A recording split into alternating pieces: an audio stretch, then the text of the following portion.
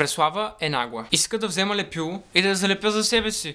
Как така? Здравейте, внучета! Как сте? Днес сме се събрали отново, за да направим нов клип. Днес, ако си спомняте, че имах един клип, който се казва да се изцепиш в рейса, е безценно.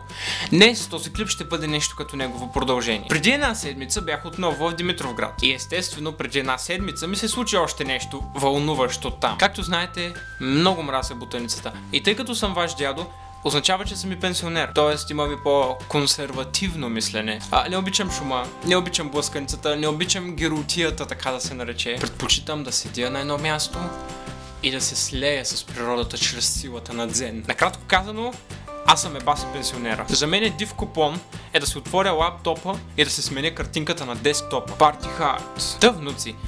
Както никога до сега имах желание да отида на Димитровградският пазар, за да си купя някоя друга глизотика, защото ако помните, аз обичам изгодното, не скъпото. Мечо Пух го е казал, колкото повече, толкова повече. После взел свръхдоза и умрял. Но както и да е. Докато вървях по бездънните коридори на пазарските улици, той е чакъл, ама улица е пак. Покрай мен имаше раздясали будки за пазар и такива глупости. Вървя и пред мен стои една жена, застанала на Ф, като пловдивски катаджия, който е взел току-що книжка. И аз вървя и опитвайки се да отбегна клещавите й ръце, които са остри като ножове, тази кифла ме бутна като застанала така и ме бутна и аз се блъснах. И тъй като съм един пенсионер, който не се знае мярката и обича много да говори, си отворих устата, естествено. Думите ми бяха нещо от сорта на значи не гледат тия хора, бе. Последствие, младата дама изрече нещо зад мене, което е: той пък по-добре да беше гледал. И тогава ми кипна фасула. Не можах се сдържа и се разкрещях след нея. Аз ли да внимавам, кифло? Тя не ме чу, аз бях ядосан. И да се призная честно, исках да се върна и да я опраскам някоя будка в главата. Като оставим на страна нашите велики приятели, които винаги ни правят добро впечатление, като отидем на Димитровградският пазар, другото нещо са хората с фактурите. Честно казано, най-вълнуващото нещо за мен в Димитровград е да отида на пазара и да видя жена, която казва: фактури, фактури. Да, всички знаем, че тази практика фактури е така незаконна и са глобявали много хора.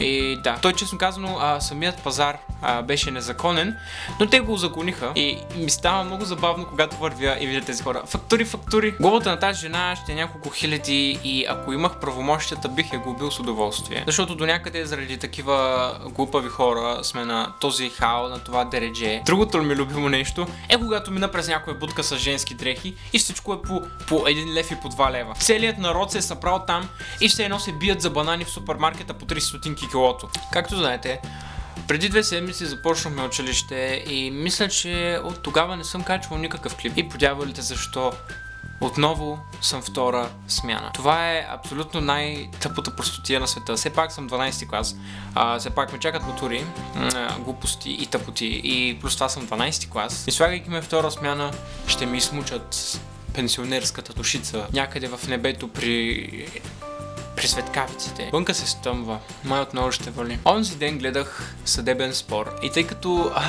съм пенсионер, много обичам да гледам на моите връстници пенсионери какво им се случва и какви простоти измислят по телевизията. Давах репортажът за някакъв си младеж, който бил изнасилен от дядо. Да. Жоро Игнатов отива и чука на вратата и господин, какъв беше, чука му на прозореца и господин Черпански излиза и странното е, че господин Черпански си оправя дънките, сещате се откъде. И Жоро Игнатов му вика: господин Черпански, този младеж твърди, че сте го насилили. И дядото на своя ред отговори: не, такова нещо няма.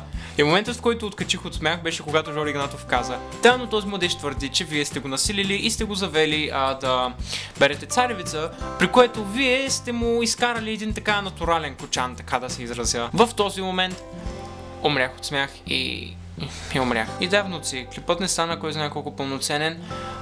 Не съм качвал, защото съм много заед. Опитвам се да качвам нормално, хубаво.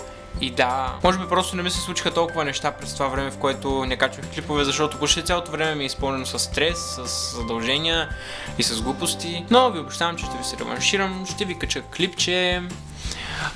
ако се сетили, качваме ни снимки на микрофона ми, там ми пише много скоро. Това е защото ще качвам кавърът на Happy Little Pill. Но тъй като не искам да се занимавам с авторски права и глупости, ще го кача другаде. Линк ще ви дам в моята страница KChannelV, която ще видите в описанието. И като цяло, внучета, това е от мен. Съжалявам за краткото клипче или дългото, защото много приказваме и после е кратко и да, и сега е дълго. Като цяло, това е от мен. Вижте каналът на Baby Мирелка, off topic, но вижте го. И да, внучета, това е от мен. Чао!